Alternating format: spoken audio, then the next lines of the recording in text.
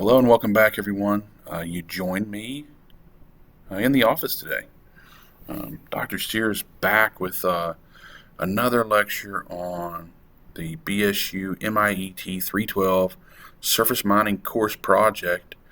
And today we're going to be talking about coal production and recovery calculations. So how much we're going to be mining, how much we're going to be mining per month. And yeah, so this will conclude surface mine project stuff for the week, and the rest of the week is going to be focused on the underground mining portion of the project. So the other class, MIET 392, if you're in there, that's mostly what's going to be coming out the rest of the week. I feel like we've lagged behind in that project a bit in the course. So we're going to pick up the pace there, and after blasting calculations for the surface mine course, we can then get back into some everyday topics, because I think at that point we'll have covered basically everything that's part of the project. So with that, let's jump right into it. This video won't be that long. It's primarily going to show you how to extract some of this information from AutoCAD, since we don't have access to some of the other softwares yet, which we are working on. But for now, this is what we have, and we're going to keep pushing forward until we get new things. So I went ahead and I laid out the rest of my highwall miner projections on this map. I did the best I could to fit in as many long holes as I possibly could here, and yeah, some of it looks goofy, but a lot of it looks pretty good. So with that, I also changed the names of the layers. I have two separate layers for the Northern Reserve and the Southern Reserve for the highwall miner holes, and you'll see why here in a minute. Because what I did was I used the AutoCAD data extraction command, and it brings up a series of dialog boxes to do this. And for the first time, of course, you're going to need to create a new data extraction. So you're going to click Next. I called this data extraction file all polylines, because what I wanted to do is extract all the polylines from the file. On the next screen, you're going to include the current drawing, and I guess you can add more than one drawing in there, but for this, just this drawing is all we're going to use. So click Next, and then deselect everything except for polyline here. I also clicked, let's get the laser back up, display non-blocks only, because I knew that I was not looking at blocks in AutoCAD. I was looking at polylines. So deselect everything except that, click Next, and then it allows you to select certain properties. I deselected 3D visualization, drawing, and miscellaneous because the properties that I'm interested in are the length and the layer, right? I want both of those included. That way I can split out my two different reserves, and deselected everything else and clicked Next. If you get a block error here, click OK. We're not concerned about the blocks. And it gives you a preview of what your spreadsheet's going to look like when you're done, and you click Next. You then are going to output this data to an external file. It'll be an XLS or a CSV, and you can save that file wherever you'd like. Just remember where you save it, because you're going to need to open it, right? And then after you click Next, it takes you to the Finish page, where you click Finish, and then it saves that file for you. Then what you have to do is open that file in Excel, and the first thing you need to do is change the count and the length variables from text to numbers. I know they look like numbers, but Excel thinks they're text. So what you have to do is select those, and then a yellow triangle box with a warning will pop up. If you click on that, you can then select Convert to Number. So that's what I did. And then I deleted all of the rest of the polylines, right, that were in layers that I was not interested in. So I have the northern lines in a certain layer, the southern lines in a different layer. Everything else I got rid of, right? Then once you have your count and your length, you can then multiply those numbers together. Because say 1,000-foot polylines, for example, there was 38 of those in my drawing, and so it needed to separate or you need to multiply those together because it only lists it one time and then tells you how many there are, right? So multiply those two together. Then you can use this formula to take the average of those and get an average value for the length of the holes for each reserve. And in this case, for the southern reserve, that's 533 feet. But when you total everything up, 419 holes in total, 241 in the northern reserve, 178 in the south. 800 feet average length in the northern reserve, and about 530 feet average length in the southern reserve. So those lengths are a bit different depending where you are on the property. And then, of course, you can multiply the number of holes by the average length and get total lengths of nearly 130,000 feet for the north and almost 94,500 for the south. Okay, so these were all numbers that came from that process in the data extraction file. But we can just use these moving forward, right?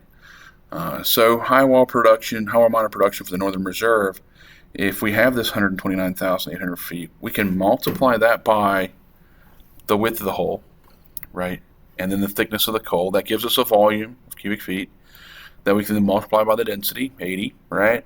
Our prep plant recovery, 0.7, we're multiplying that in there too, because typically speaking, highwall miner produced coal isn't sold raw. Especially here in Central App, you get a lot of out-of-seam dilution, and so it needs to go to the plant. We divide that by 2,000 pounds per ton, and we get 125,000 plus recoverable tons, right? That's total for the northern reserve. 120. We can take that number, divide it by 241 holes, and then we get an average of 520 tons per hole. If we multiply that by 4 holes per day, our production rate, we get 2,080 tons per day, which is about 54,080 tons. At some point, though, we do need to take into account machine availability if you so choose. It's not necessarily written into the project, but historically speaking, your availability is never 100% like you wish it was. In this case, I chose 85%, and we're sitting at 46,000 tons a month, right? If we take that total number of tons divided by the tons per month, we get 2.7 months. Okay, that's how long it's going to take us to mine.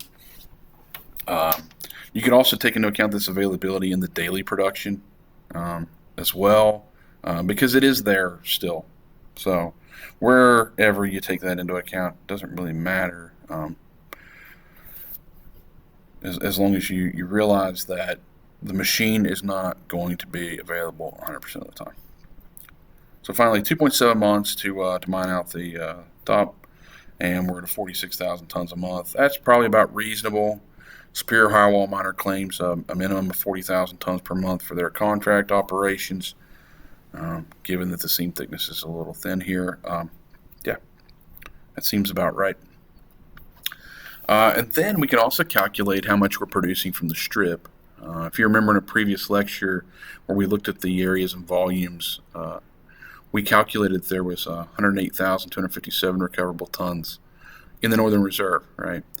And that the length of that bench is about 8,200 feet.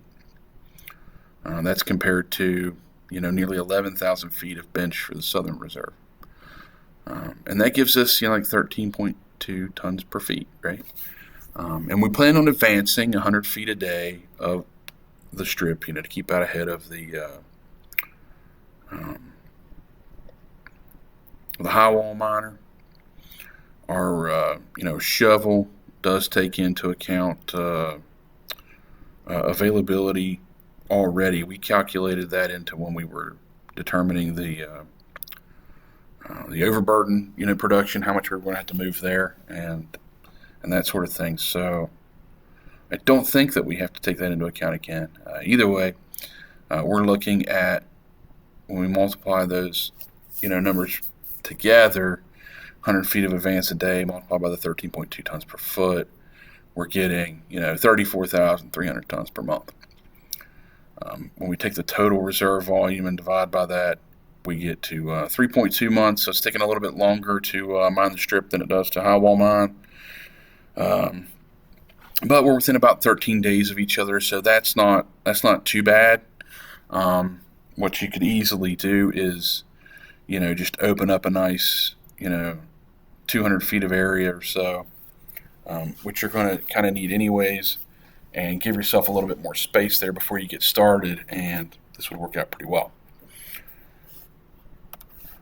You can do the exact same calculations for the southern reserves. The numbers are there. You just plug them in and go. I don't know what you'll get for that as far as a stripping rate, but given that all of my holes come from this one side, and that I'm not actually driving any holes in here unless things go haywire, then most likely you'll be able to at least keep up to some degree while mining this, even though there's more material to move, and your shovel is a little bit smaller than what was originally suggested for this area. That is, unless in your project you want to use a bigger shovel, go for it.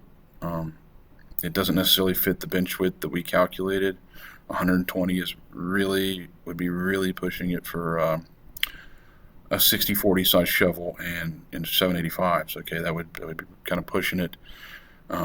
But drawn in on the map, it's the bench is actually wider than that. So you can choose, but use the numbers for whichever one you want. And so with that, I'm going to leave the Southern Reserve calculation to you all. Like I said, you can just follow along with the examples for the north, and you should get at least a value. I can't guarantee how reasonable it's going to be, but we've tried hard to make these kind of come out into real world values that you might encounter, but we'll see when you do the math. And so with that, we'll see you next time. We'll go over some the blasting calculation for the Northern Reserve, and we also need to go over the fill sort of dimensions and put that on the map, and I think that's about it. So with that, we'll see you next time, and